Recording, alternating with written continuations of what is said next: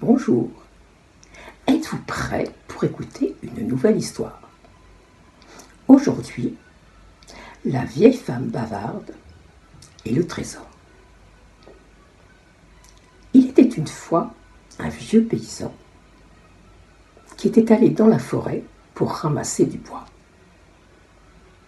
Il commença à déterrer une vieille souche. Mais quelle ne fut pas sa surprise de voir qu'entre les racines de la souche, il y avait un coffret.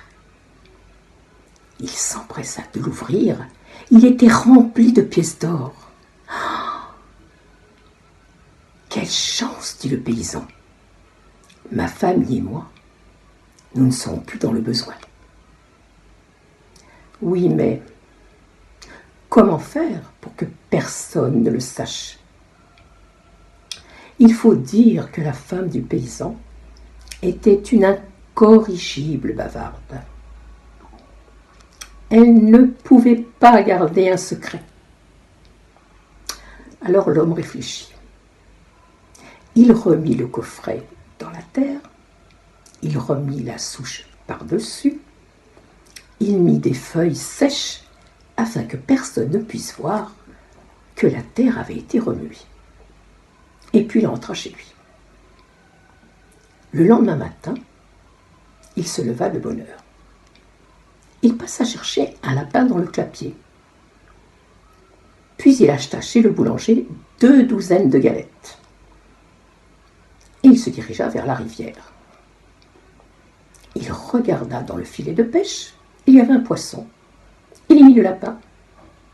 Et puis après, il lança les galettes sur les arbres et sur les buissons. Et pour finir, il mit le poisson sur une branche d'arbre. Et puis il rentra chez lui. Ma femme, j'ai trouvé une très grosse souche dans la forêt, mais elle est trop lourde pour moi. Il faudrait que tu viennes m'aider pour la porter. Et les voilà partis tous les deux. Sur le chemin, la vieille femme s'arrêta et dit « Mais regarde, regarde le poisson qui est sur l'arbre !» « Mais bien sûr, lui répondit son mari. Le poisson fait son nid, nous sommes au printemps. » Ah bon, je ne savais pas. Ben, si c'était pas pour faire son nid, pourquoi le poisson serait-il monté dans l'arbre? La vieille femme ne répondit rien. Et les voilà qui continuent leur chemin. Ils arrivèrent à la souche. Ils commencèrent à la déterrer. Et le paysan, bien sûr, joua l'étonné en découvrant le coffre plein de pièces d'or. « Personne ne doit savoir, dit-il à sa femme, personne. »« Bien sûr, lui répondit-elle. » Ils mirent le coffret dans leur sac, des branchages tout autour, une corde, et ils le portèrent à deux comme si c'était un fagot. Et les voilà partis. « Nous allons passer par la rivière pour voir s'il y a quelques poissons dans notre filet. »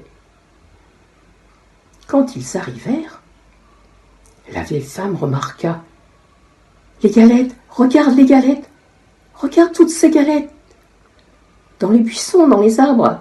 Mais tu n'as pas entendu cette nuit le vent soufflant en tempête? Il venait de l'ouest, et dans ce pays, on ne met pas de tuiles sur les toits, mais on met des galettes, et le vent les a rapportées jusque chez nous. » « Que tu es savant, mon homme, dit la vieille émerveillée. Le monde n'a plus de secret pour toi. Le vieux tira le filet et retira le lapin. Oh, belle prise, ma foi. Ça nous fera notre souper ce soir. Mais comment est-ce possible, lui demanda sa femme, qu'un lapin soit pris dans le filet de pêche? Mais cela arrive de temps en temps, quand les lapins vont se baigner dans la rivière. Ce sont des animaux très propres, tu sais. Alors ils rentrèrent chez eux, cachèrent le trésor et n'en parlèrent à personne. Pendant quelque temps, tout alla bien.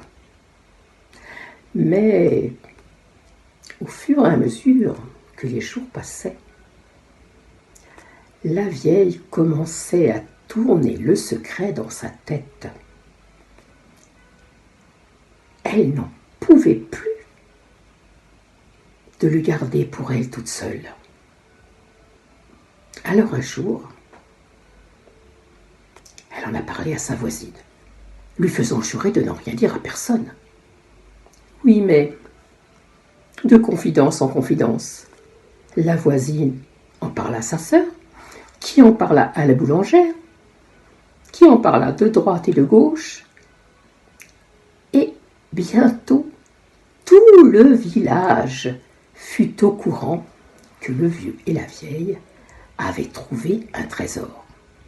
Et bientôt, cette histoire arriva aux oreilles du seigneur du village. Alors il fit immédiatement aller chercher le paysan et sa femme. « Ah, brigands, vous avez trouvé un trésor dans ma forêt? Ce trésor est à moi.